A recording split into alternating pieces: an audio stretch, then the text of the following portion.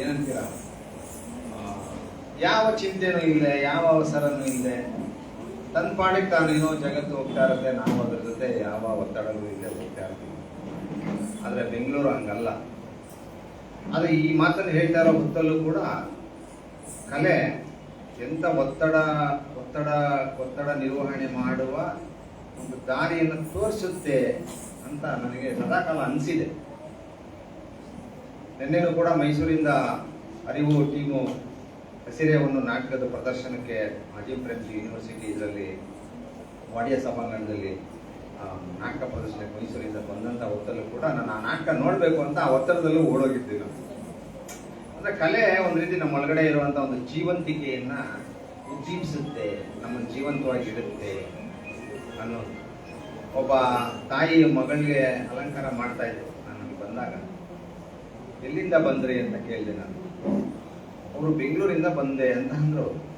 ಅವರು ನೆಲದ ಮೇಲೆ ಕೂತ್ಕೊಂಡು ಮಗಳಿಗೆ ಇದು ಬಣ್ಣ ಹಚ್ತಾ ಇದ್ರು ಬೆರಳಿಗೆ. ಅಂದರೆ ಕಲೆ ಒಂದು ಪೇರೆಂಟಿಂಗ್ ಅನ್ನು ಕೂಡ ಬೇರೆ ತರನೇ ಹೇಳ್ಕೊಡುತ್ತೆ ನಾವು.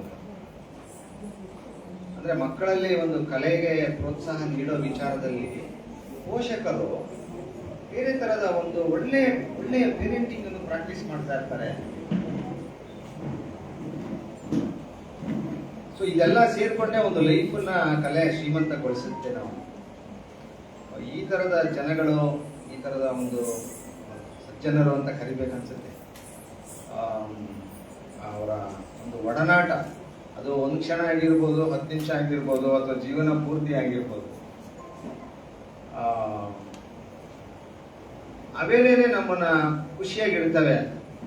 ನಾಗರಾಜ್ ಬೈರಿ ಅವರು, ನಾನು ಪದೇ ಅವರ ಹೆಸರು ನಮಗೆ ನಮ್ಮ ಆಫೀಸ್ಗೆ ಇನ್ವಿಟೇಷನ್ ನಲ್ಲಿ ಬಂದಾಗ ನಾನು ಒಂದು ಪ್ರಶ್ನೆ ಹಾಕೋತಾ ಇದ್ದೆ.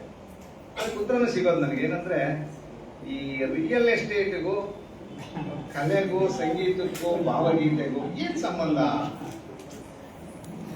ಅವ್ರ ಜೊತೆ ನಾನು 2-3 ಸಾರಿ ಓಡಾಡಿದಂಥ ಸಂದರ್ಭದಲ್ಲೂ ಕೂಡ ಅವರು ಬಹಳ ಒತ್ತಡ ಮುಕ್ತವಾಗಿ, ಒಂದು ಲೈವ್ಲಿ ಆಗಿ ತಮ್ಮ ಜೊತೆಗಿರೋರ ಜೊತೆ ತುಂಬಾ ಸಹಜವಾಗಿ ಇರ್ತಾರೆ.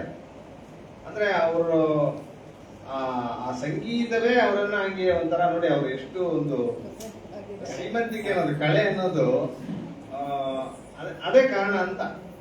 ಅದನ್ನ ನಾನು ಈ ಕುಳಿತಿರೋ ಎಲ್ಲರಲ್ಲೂ ಕಾಣ್ತಾ ಇದ್ದೀನಿ. ನಾನು ಸಾಧಾರಣವಾಗಿ ಒಂದು ಸಭೆ ಅಂದಾಗ ತುಂಬಾ ಸೀರಿಯಸ್ ಆಗಿರುತ್ತೆ. ಕೆಲವು ಸರಿ ಮಾತಾಡ್ಬೇಕು ಬೇಡವೋ, ನಗಬೇಕು ಬೇಡವೋ, ಈ ತರದ್ದು ಪ್ರಶ್ನೆಗಳು ಬಂದ್ಬಿಡ್ತಾವೆ ನಮಗೆ. ಆದ್ರೆ ಕಲೆ ಅದನ್ನೆಲ್ಲ ಮೀರಿ ಮನುಷ್ಯರನ್ನ ಕನೆಕ್ಟ್ ಮಾಡ್ಬಿಡುತ್ತೆ.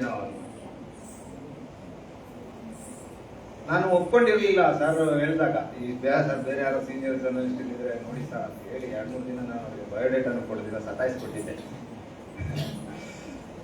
ಅಂಶಿ ಸರ್ ಹೆಸರು ಹೇಳಿದ್ರು ಅಂದ ತಕ್ಷಣ ನಾನು ಮತ್ತೆ ಇಲ್ಲ, ಇದು ಮತ್ತೆ ನಿರಾಕರಿಸೋದು ಒಳ್ಳೇದಲ್ಲ, ಅವರು ನನ್ನ ಅತ್ಯಂತ ಹಿತೈಷಿಗಳಲ್ಲಿ ಅವರು ಒಬ್ರು ಅಂತ ನಾನು ಒಪ್ಕೊಂಡೆ. ರಾತ್ರಿ 1 ಗಂಟೆಗೆ ನಾನು ಬೆಂಗಳೂರಿಂದ ಬಂದಿದ್ದು ಅವರ ಒಂದು ಆಗ್ರಹದ ಮೇರೆಗೆ. ಬೆಳಗ್ಗೆ ಕೂಡ ಎದ್ದಾಗ ಅಷ್ಟು ಮೈಂಡು ಬಾಡಿ ಇರಲಿಲ್ಲ. ಇಲ್ಲಿ ಬರೋ ಹೊತ್ತಲ್ಲೂ ಕೂಡ ಏನೋ ಒಂದು ಇದಿತ್ತು, ಇನ್ನೊಬ್ರು ಪ್ರಶಸ್ತಿ ಪುರಸ್ಕೃತರು ಬರಲಿಲ್ಲ ಅಂದಾಗ ನಾನು ಬರದೇ ಇರ್ಬೋದಾಗಿತ್ತಲ್ಲ ಅಂತಾನು ಒಂದ್ ಕ್ಷಣ ಅನ್ಸ್ಬಿಡ್ತು. ಆದ್ರೆ ಇಲ್ಲಿ ಬರ್ತಾ ಇದ್ದಾಗೆ ಒಂದು ಮ್ಯೂಸಿಕ್ ಹಾಕಿದ್ರಲ್ಲ, ಅದು ಎಲ್ಲ ಕರಗಿಸ್ಬೋದು. ಅವರು ದಂಪತಿ ಬಾಕ್ಲಲ್ಲಿ ನಿಂತು ಕರೆದು ಕೂರಿಸಿ ಒಳಗೆ ಬರ್ತಾ ಇದ್ದಂಗೆ ನಿಮ್ಮನ್ನ, ಇಲ್ಲಿ ಯಾರು ಮನುಷ್ಯರು ಇರ್ಲಿಲ್ಲ, ಅವ್ರು ಯಾರೋ ಬಂದು ಬಿಟ್ಟೋದ್ರು. ಆದ್ರೆ ಸಂಗೀತನೇ ನಮ್ಮನ್ನ ಮತ್ತೆ ಒಂದು ಯೂನಿಟ್ ಮಾಡಿ ಕೂರಿಸ್ಬೋದು. ಸೊ ಇದು ನಾನು ಮೈಸೂರು ಬಿಟ್ಟೋದ್ಮೇಲೆ ಈ ತರದೊಂದು ಅವಕಾಶ ಸಿಗುತ್ತೆ ಅಂತ ಅನ್ಕೊಂಡಿರ್ಲಿಲ್ಲ ನಾನು. ಯಾಕಂದ್ರೆ ಸಾಧಾರಣವಾಗಿ ಜರ್ನಲಿಸ್ಟ್ಗಳು ಟ್ರಾನ್ಸ್ಫರ್ ಅದು ಹಾಗೆ ಹೋದ್ಮೇಲೆ ಜನ ನೆನಪಿಸ್ಕೊಳ್ಳೋದು ಕಡಿಮೆ. ಯಾವ್ದೇ ಕ್ಷೇತ್ರ ತಗೊಳ್ಳಿ, ಪೊಲಿಟಿಷಿಯನ್ಸ್, ಟೀಚರ್ಸ್, ಯಾವ್ದಾದ್ರು ತಗೊಳ್ಳಿ. ಹೌದು.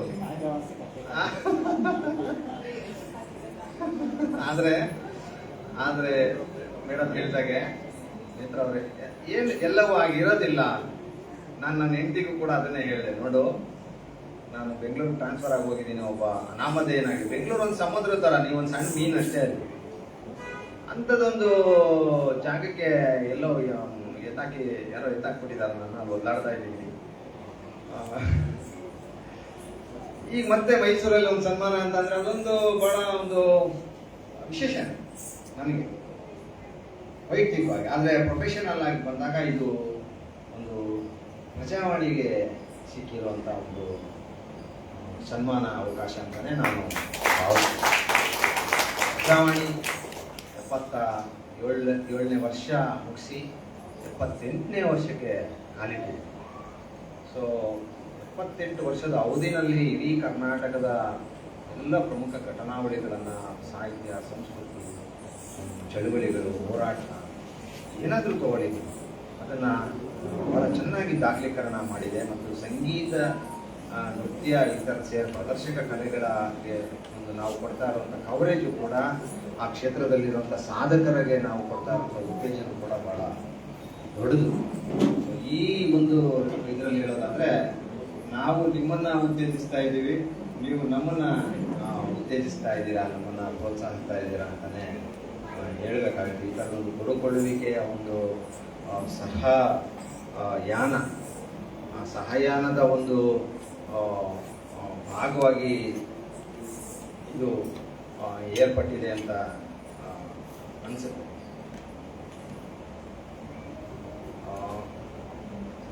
ಇಷ್ಟು ಸಾಕನ್ಸುತ್ತೆ.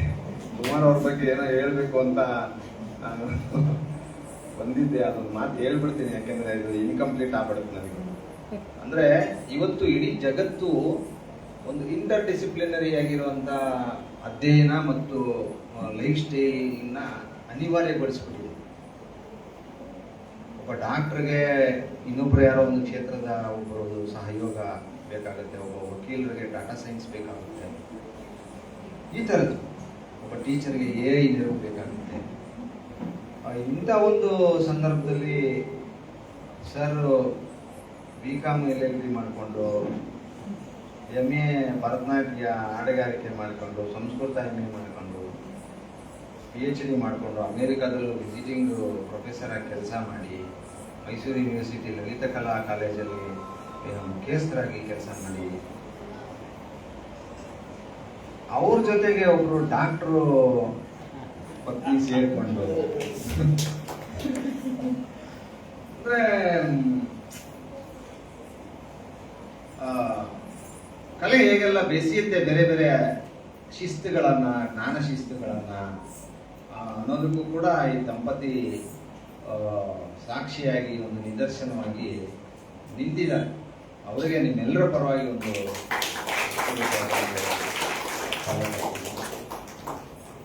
ಅವರ ಜೊತೆಗೆ ಇನ್ನೊಂದು ಹೇಳ್ಬೇಕು ನಾನು, ಅವರ ಇಬ್ರು ಮಕ್ಕಳು ನಿಧಿ ಮತ್ತೆ ನೇತ್ರ ಲೇಖ, ಅವರು ಕೂಡ ಇದೇ ಕ್ಷೇತ್ರದಲ್ಲಿ ಮುಂದುವರೆದಿದ್ದಾರಲ್ಲ ಅನ್ನೋದು ಒಂದು ಬಹಳ ವಿಶೇಷವಾದ ಒಂದು ಬೆಳವಣಿಗೆ. ಯಾಕಂದ್ರೆ ತಂದೆ ತಾಯಿ ಯಾವ ಕ್ಷೇತ್ರದಲ್ಲಿರ್ತಾರೋ ಆ ಕ್ಷೇತ್ರದ ಬಗ್ಗೆ ಪೇರೆಂಟ್ಸ್ಗಳಿಗೆ ಅಷ್ಟು ಆಸಕ್ತಿ ಇರಲ್ಲ, ಹೋಗಮ್ಮ ಅಂದ್ಕೊಂಡು ಬೇರೆ ಏನೋ ಮಾಡಕ್ ಹೊರಟಿರ್ತಾರೆ. ಆದ್ರೆ ಇಲ್ಲಿ ಅವರ ಮುಖದಲ್ಲಿ ಆ ಕಳೆಯ ಅಭ್ಯಾಸ ನೋಡ್ತಾ ಇದ್ರೆ, ವ್ಯಕ್ತಿತ್ವ ನಿಜಕ್ಕೂ ಒಂದು ಇದು ಕುಟುಂಬ ಒಂದು ಅದೃಷ್ಟವಂತ ಕುಟುಂಬ ಅಂತಾನೆ ಹೇಳ್ಬೇಕಾಗತ್ತೆ. ಆ ಒಂದು ಡೆಡಿಕೇಶನ್ ಪದ್ಧತಿನೇ ಮಕ್ಕಳನ್ನ ಹಾಗೆ ಕರ್ಕೊಂಡು ಹೋಗುತ್ತೇನೋ ಅಂತ ಅನ್ಸುತ್ತೆ. ಸೊ ಇದೊಂದು ಫ್ಯಾಮಿಲಿ, ಎಲ್ಲ ಫ್ಯಾಮಿಲಿಗಳನ್ನ ಕಲಾ ಪೋಷಕರಾಗಿರುವಂಥ ಎಲ್ಲ ಪೇರೆಂಟ್ಸ್ ಯಾರಿದ್ದಾರೆ ಅವರನ್ನ ಬೆಸೀತಾ ಇದೆ ಅನ್ನೋದು ಕೂಡ ಒಂದು ಬಹಳ ಮುಖ್ಯವಾದ ಒಂದು ಇದು. ಸೊ ಈ ಥರದೊಂದು ಅವಕಾಶ ಕೊಟ್ಟಿದ್ದೀವಿ.